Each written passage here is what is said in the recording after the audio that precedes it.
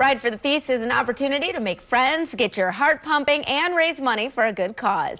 It's a two-day, 140-mile ride benefiting Moveable Feast. And even if you don't have a long ride with you, or in you rather, there's still an opportunity to help. Here to tell us how are Christian Metzger, Moveable Feast Executive Director, and Karen Prescott. Welcome, you two. Thank you for having us. Happy to have you here. So Moveable Feast, tell us more about it, this initiative. I mean, it's huge. It's really taken off. Sure. So Moveable Feast, we were started in 1989, and what we do is we deliver home delivered medically tailored food to people who are living with HIV, cancer, going through treatments for other life-threatening illnesses, diabetes, cardiovascular disease, things like that.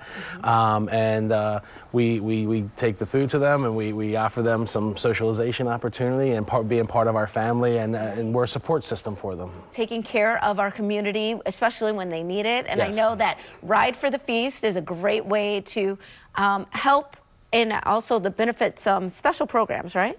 Yes, so Ride for the Feast is our largest annual fundraiser. This is our 17th year doing Ride for the Feast. And like you said, it's the two-day, 140-mile bike ride from Ocean City to Baltimore. And so many of our riders come back year after year to do this event over Mother's Day weekend. And our goal is to raise $800,000 for our programs at Moveable Feast. On day one, they do 100 miles from Ocean City. We start on the boardwalk and go to Easton, and then on day two we start in Brodnick Park in Annapolis, and then ride up to the Maryland Science Center, and then we all ride together to our office at Moveable Feast. I love how you say this so nonchalantly, because I've driven both of those legs, and it takes a while in the car, much less riding. But you looked at that video and I saw a smile across your face because you said it brought back memories. Talk about the experience of actually taking part in this. Yeah, there are just so many people who have dedicated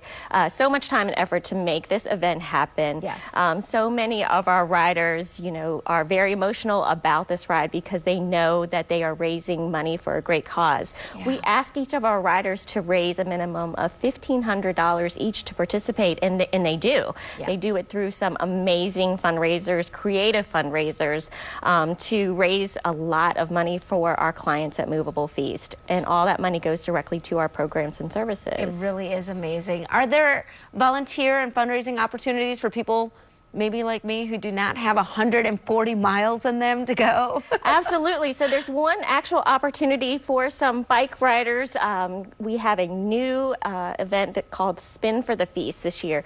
Thanks to our friends at Brick Bodies. Yeah. On day one of the ride on May 11th, you can spin at the Brick Bodies Rotunda and challenge yourself for a spin class up to 100 minutes. Yes. 1 minute for each mile that our riders are biking on day one of the ride. And that's just something new we came up with this year. We're hoping some more people will sign up. Well, you know what? I think I'm going to sign up. Put me on record. I'm going to do this one because I love spin.